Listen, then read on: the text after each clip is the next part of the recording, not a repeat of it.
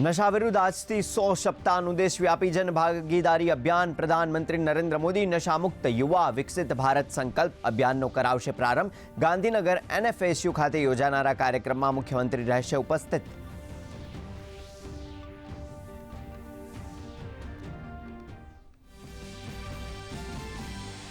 ઉઝબેકિસ્તાનના વિદેશ મંત્રી આજથી ભારતના પ્રવાસે. રાષ્ટ્રપતિ દ્રૌપદી મુર્મુ અને વિદેશ મંત્રી S જયશંકર સાથે કરશે મુલાકાત. બિઝનેસ ફોરમમાં પણ થશે સામેલ.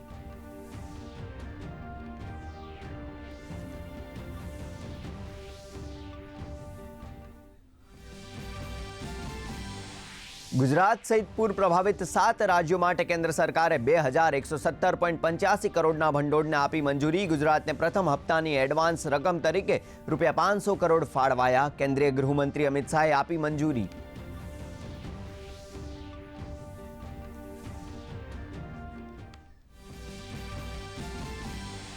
ઓડિશામાં પૂરનો પ્રકોપ યથાવત. કેરળમાં સતત વરસાદે મચાવી તબાહી. અનેક લોકોના મૃત્યુ. ઓડિશા, કર્ણાટક, હિમાચલ, ઉત્તર પ્રદેશ, જમ્મુ કાશ્મીર સહિત અનેક રાજ્યોમાં મુશળધાર વરસાદનું એલર્ટ.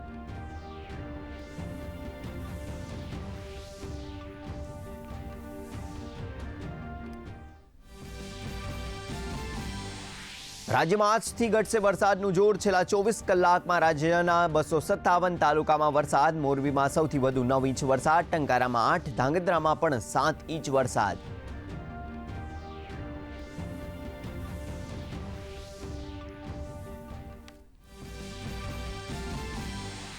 મોરબી, સુરેન્દ્રનગર અને ખેડા જિલ્લામાં મેઘરાજાએ મચાવી તબાહી. અનેક વિસ્તારોમાં હજુ પણ જળમગ્ન. હજુ પણ અનેક ગામ સંપર્ક વિહોણા. ધાંગધ્રાના વાવડી ગામે તળાવ તૂટ્યું. બચાવ કામ પૂરજોશમાં.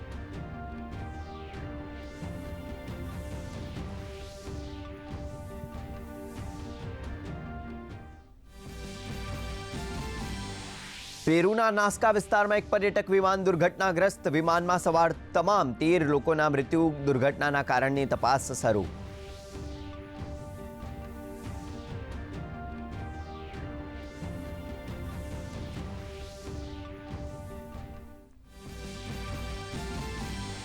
કોમનવેલ્થ ગેમ્સમાં ભારતનું શાનદાર પ્રદર્શન. ભારતીય મુક્કાબાજોએ જીત્યા 7 ગોલ્ડ અને 3 બ્રોન્ઝ મેડલ. એથ્લેટિક્સમાં ગુલબીરસિંહે 2 મેડલ જીતી રચ્યો ઇતિહાસ. ભારત 39 ચંદ્રક સાથે ચોથા ક્રમે.